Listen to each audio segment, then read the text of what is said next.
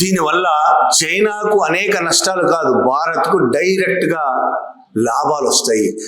ఏ విధమైన లాభాలంటే 60% దాదాపు చాలా కంపెనీలు, బయట నుంచి వచ్చిన కంపెనీలన్నీ అక్కడ తయారు చేసిన వస్తువులు అమెరికా లాంటి దేశాలకు దిగుమతి చేస్తాయి. కాబట్టి దిగుమతి మీద 60% సుంకాలు పెంచాడు. కాబట్టి ఇప్పుడు చైనాలో ఉన్న కంపెనీలు మొత్తం బయట నుంచి వచ్చిన కంపెనీలు కావచ్చు, చైనా కంపెనీలు కూడా అక్కడి నుంచి పెట్టుబడులు తీసి మరో దేశంలో పెడతాయి, అక్కడి నుంచి వెళ్ళిపోతాయి.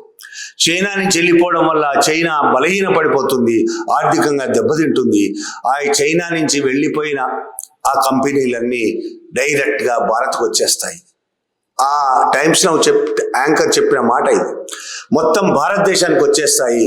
భారతదేశానికి వచ్చేస్తాయనే మాట కూడా కాదు, వచ్చేసాయి. కొన్ని కంపెనీ ఆల్రెడీ వచ్చేసాయి. ఇక ట్రంప్ మోడీ జంట జిన్పింగ్ ఆట కట్టేస్తాడు అని ప్రకటించాడు యాంకర్. బీజేపీ కార్యకర్తలాగా నిజంగానే భారత ప్రజలు నమ్మేట్టుగా ఇక జిన్పింగ్ ఆట కట్టేస్తుంది ఈ జంట. ఏ జంట? మోడీ ట్రంప్ల జంట. అంత గొప్ప స్నేహితులు ఇద్దరు. భారతదేశం కోసం ట్రంప్ చేసిన సాహసం ఇదంతా.